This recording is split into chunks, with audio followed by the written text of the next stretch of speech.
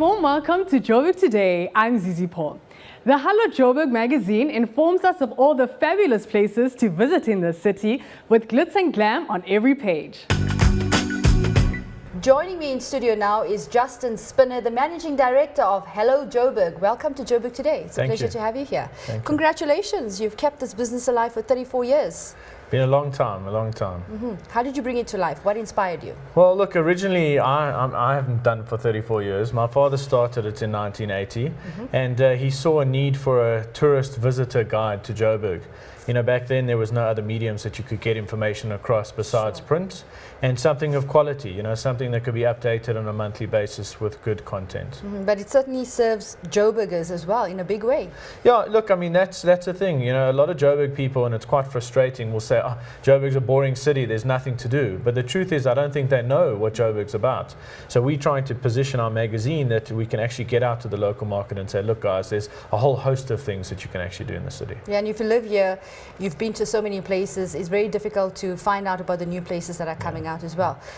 Yeah, well, people get in a rut, you know, they like to go to the same place again and again and again, and I guess it's safe, but the truth is, if you just put yourself out of the comfort zone a little bit, you'll see, you'll be very surprised. I'm one of those people that gets into a rut and just go to the familiar places, but it's amazing. I mean, I had a look at this, and there's quite an extensive listing in here as well. Correct, yeah. Do people have to actually pay you to be listed in your magazine? How does it work? Well, look, we have a balance. You know, our revenue comes mostly from advertising, so yes, payment obviously, you know, is a part of it.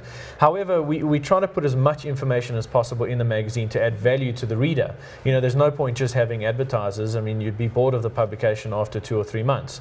So we circulate the info, we put new restaurants in, we take some restaurants out. And you get a lot of feedback. Yeah, from our readers as well, you know, what they enjoy, what they like to read as well. And you'll notice the magazine is split up into sections, so it covers all aspects of lifestyle content, from your dining out, your shopping, your travel, your entertainment. Now, I would assume that to some degree you would become an expert and kind of like a critic in some way as well. Don't give me too much credit. You know, it's funny you say that, because I get calls on a regular basis from friends or colleagues in the industry, and everyone takes my cell phone number and phones me, Justin, where can I go? What's the latest place that we can go and visit? And put me on the spot a little bit, because I'm not an encyclopedia that can just open up and give information. So I would say I might know a little bit more than the average person, because I'm based in the industry as well, and we see some of the new places that come And does your team make a concerted effort to actually go out to these new places, places, check it out, and to then publicize it? Well, I mean, there's no point copying information from the internet. You know, you can Google a restaurant and you can find the listing and a breakdown of what it's about. You know, our whole concept is to I would say bring more information out to the people, that they can see a different aspect or different side of the place. And I have a confession to make. I mean, I only came across your publication on social media, and I'm hearing now that you're developing a new app, and that's the best part about technology, the fact that we have high volume of users on smartphones as well. So this social media is serving you in a big way. Correct. You know, to be honest, I was recommended to go into social media, and at the time I thought, you know, it's not going to really bring much to us because we're a magazine, and how is it going to complement? And over the last 12 months, it's really exploded our brand and showed people who potentially can't get a copy of the magazine exactly what we're about. You know, and that's another aspect about the mobile application. I mean, everyone, or at least the market that we're talking to, has smartphones, you know, if it's your iPhone or if it's your Android device, and now we can take the content from the magazine and put it directly in your pocket through the app as well. And people virtually live on Facebook and Twitter and all types of other social media. And Instagram. I mean, that's a huge thing for us right now, because you'll notice in the magazine the content is so rich, the photos are of great quality, so we take that and we put on Instagram, and people go crazy for it. They comment immediately as well. Yeah, straight away you can get a response. Well, we wish you all the best in your endeavors. It was great to meet you today. Great, thanks for having me.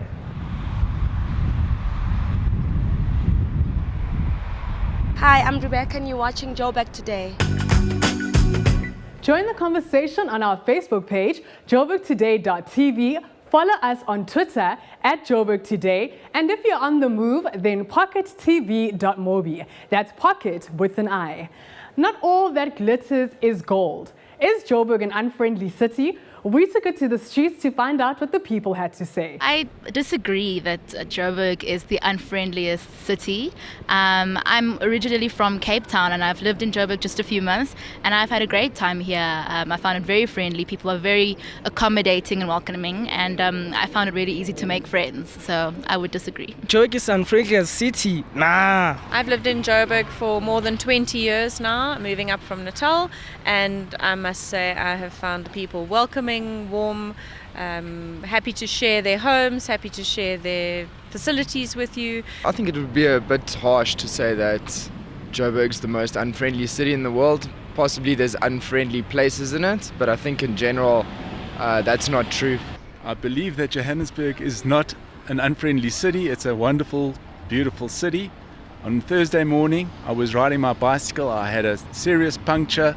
My bicycle was broken. I couldn't go anywhere. It was dark. It was 1 block away from here in Rosebank.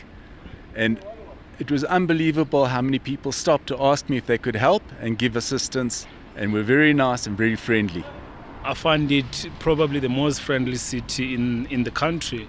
But yeah, internationally, maybe it's possible that other peoples find it not friendly based on the fact that you've got a lot of foreigners and you come across them, you can actually even mistaken them for locals. And then you end up thinking that actually Joburg itself is not a very nice place to be. But I rate Joburg as the best in the country. Living in London for 10 years and I moved back to Johannesburg last year for the first time, and I've been very happy here. I found it very friendly and very open. If you actually get to live in Joburg, you realize that we are actually the warmest and friendliest people in the world.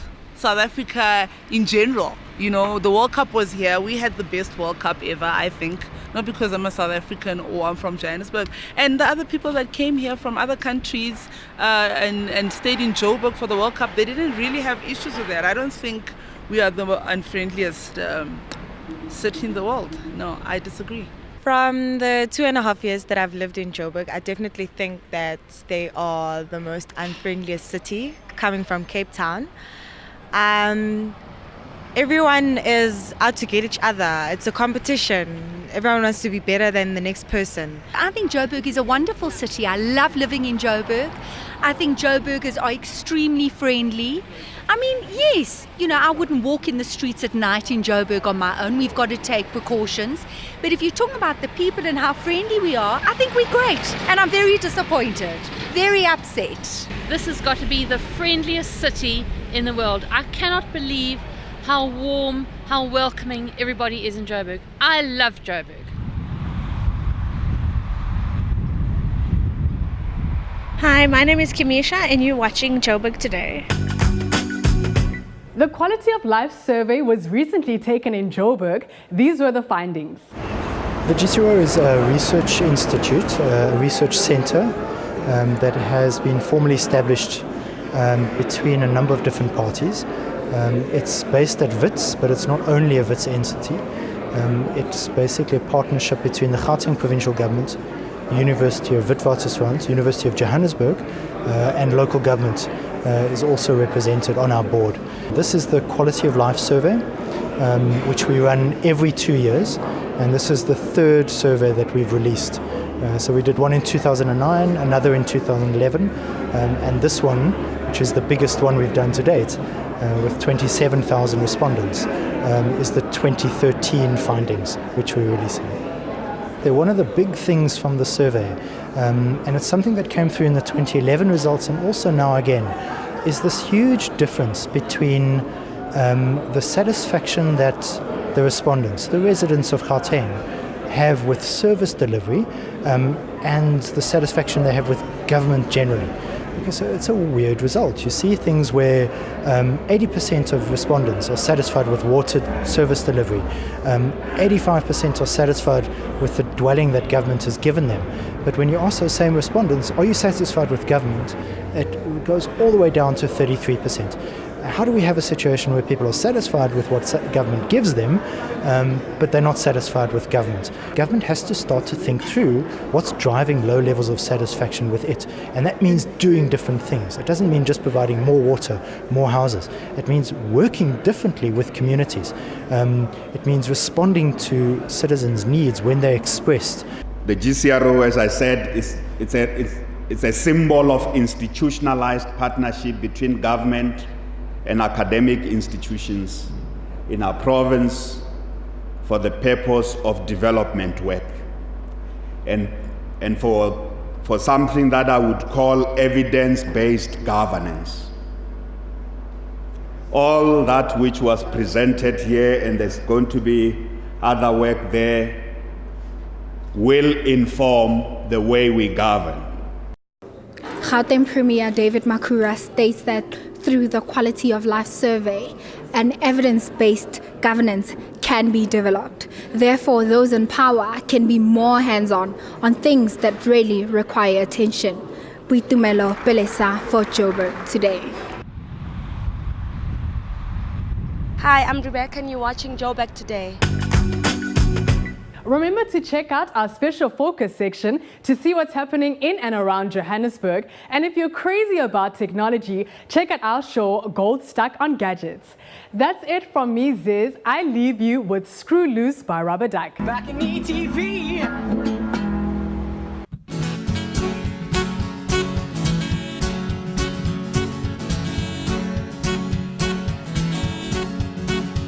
I got screw loose in my shoe.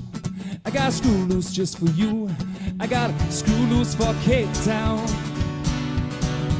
And when you find me on the street with screw loose in my feet, you know Cape Town's my playground, my playground.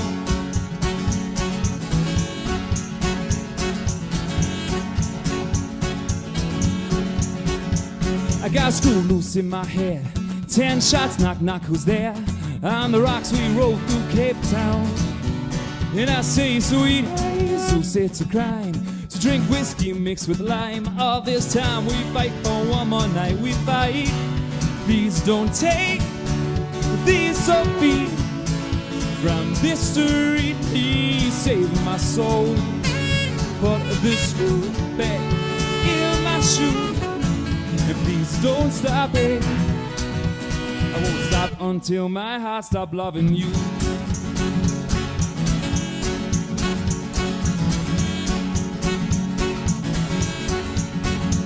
I got screw loose in my shoe.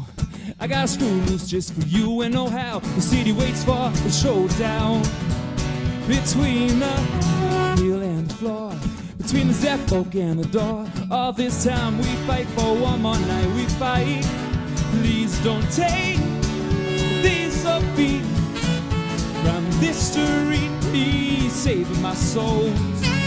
Put this screw back in my shoe.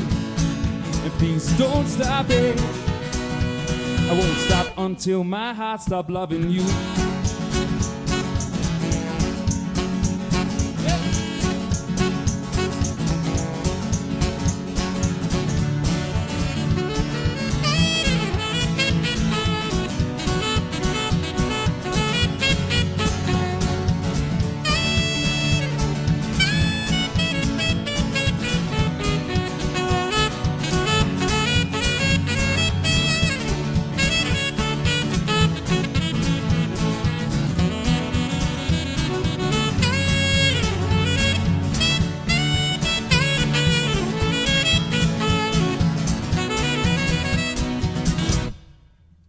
I got a screw loose in my shoe.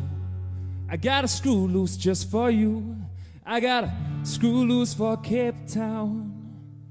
And please don't take these feet from this street. Please save my soul.